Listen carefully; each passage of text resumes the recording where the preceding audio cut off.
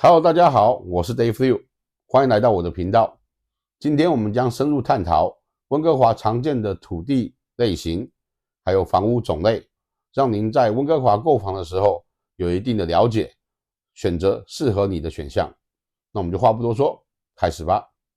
一般人听到加拿大，可能会联想到广阔的土地和丰富的资源，但事实上，温哥华的情况相当特殊。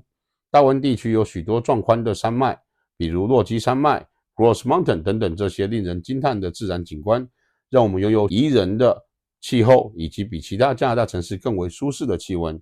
但这些美景也带来了一个挑战，那就是土地非常的有限，加上不断涌入的新移民和增长的本地人口，房地价屡创新高。而我们这边常见的一些房屋类型，比如说 condo 公寓、duplex 双拼屋、townhouse 联排屋，还有 single house 独立屋。土地的性质呢也有分，我们有分 freehold 永久性土地权、leasehold 租赁土地权、freehold strata 共享永久性土地权、leasehold strata 共享租赁土地权。接下来我们来说说这些土地权的分别。freehold 的意思是说这块土地是您的土地，它叫永久土地权，也就是您可以传承给你的下一代，下一代传承给他的下下一代，所以是不断的传承下去，只要你不卖，这块地就是属于你们家的。那接下来说 freehold strata 共享永久土地权。共享永久土地权的意思是说，这块土地是由大家所持有的，这一个土地上面可能有30户人家，这30户人共同持有的，而这块土地它是没办法分别说哪一块是我的地，而是大家共同持有的。因为 strata 这个字在这边就是说共享的意思，所以没有办法界定说这块地的哪个位置是谁的地。而这个 freehold 的意思是说你可以传承下去，属于你的地，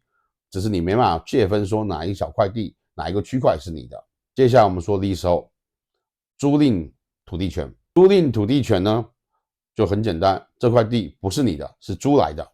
一般我们说原住民的地，或者是政府的地，甚至一些大型商业机构的地，你有土地的使用权，但你这块地不属于你的，是租赁的。那比如说像我们这边的西门菲沙大学 SFU 山上就有很多这一种叫做 leasehold strata。leasehold 呢，它可能是签了99年的租约，那你在买这种土地的时候，你要先查询清楚这个租约已经是 prepay 已经付费了，还是说是边租边付费的土地费。你有房屋使用权，但土地是租赁的。那如果说它假设是90年的租约，你买进的这个房子的时候，它已经到了80年了，那剩下10年的就不好卖这个房子，出手不容易，而且你也不知道租赁权到期的时候，你要再加多少钱租金，现在租金跟90年前租金肯定不一样嘛。所以 leasehold 就是土地是租借的，而 leasehold strata 呢，就是说是共享这块土地，但这块土地呢是租借回来的意思。所以购买的时候一定要分清楚 freehold strata leasehold strata， 这个非常重要。公寓，这是现代都市生活的代名词。BC 省的公寓多种多样，包括高楼层公寓和矮楼层公寓。高楼层公寓通常拥有壮观的视野，使用钢筋水泥建材，提供绝佳的结构稳定性，而矮层公寓则用木质的建材和水泥地基打造，呈现别具风格的生活体验。公寓的设施我们叫 amenity， 譬如说有游泳池、健身房、花园、烤肉露台、电影厅、瑜伽室等等。公寓最常见的土地的种类有 leasehold strata 或者是 freehold strata。刚才也解释过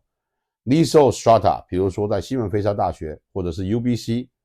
这些大学旁边很多都是原住民的地，这些原住民的地是租借给您的。一般来说公寓它是有管理月费的，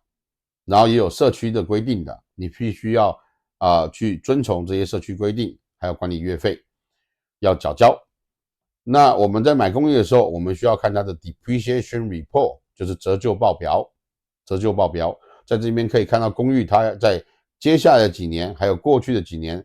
它的损害是多少，接下来几年要做哪些工程，这对你的买公寓的时候是非常重要。因为你如果接下来有很多大型的工程要进行，维修电梯啦，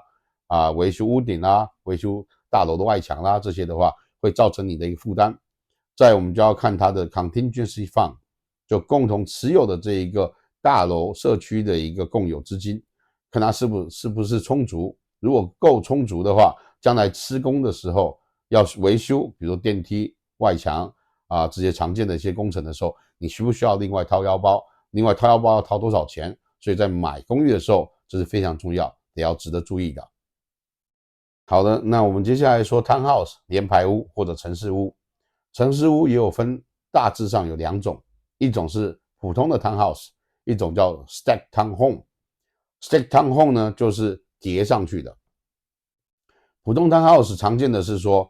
左边一间，中间一间，右边一间，它们彼此连在一起，但是各自又是独立的空间。你可能有车库1楼、2楼让你是使用，这是普通的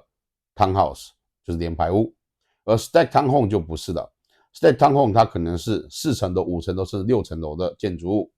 但是可能1、2、3层是属于是一户使用，4、5、6层属于另外一户使用，也可能是1楼是属于楼下使用，2楼一半属于楼上使用，一半属于楼下使用，而3楼可能就是楼上使用。townhouse 呢也是常见有的这个土地性质，也是 freehold strata 或者是 leasehold strata， 跟公寓一样，土地是共享的，所以都是共享的租借土地或共享的永久土地权。那这个 townhouse 呢是需要缴月费管理费，跟公寓也很像，只是它感觉会比较像是住在独立屋里面，毕竟你有几层楼嘛。公寓是1层楼，对吧？你持有这一层楼的几个房间。这个townhouse 呢，可能是1楼是客厅，2楼是房间，3楼是主人房，这种感觉。所以呢，共享的土地呢，你就有要缴管理费、月费。那也需要看他们是不是有 depreciation report 跟 contingency fund， 也是共同社区持有资金有多少钱，然后是不是可以进行接下来的维修，窗户的维修啦、庭院的维修啦等等的。那这个 depreciation report 也是要看说这个社区是不是有些需要修理的地方，接下来有哪些工程要进行。这个并不是一定会有，有些会有，有些不会有。通常来说呢， townhouse 也是会有这种社区的一个福利，我们叫 clubhouse。有些 townhouse 呢，就联排屋呢，它有一个单独的 clubhouse， 里面可能有游泳池、健身房、撞球厅等等。但有些 townhouse 规模比较小，它可能就没有 clubhouse， 那你就可能是最基本的一个小公园让你去散散步。但是 townhouse 主要是一个小区里面，感觉比较像住在独立屋，自己的空间有几层楼的。而公寓呢是只有1层楼的，这是我们加拿大比较常见的 townhouse 的类型。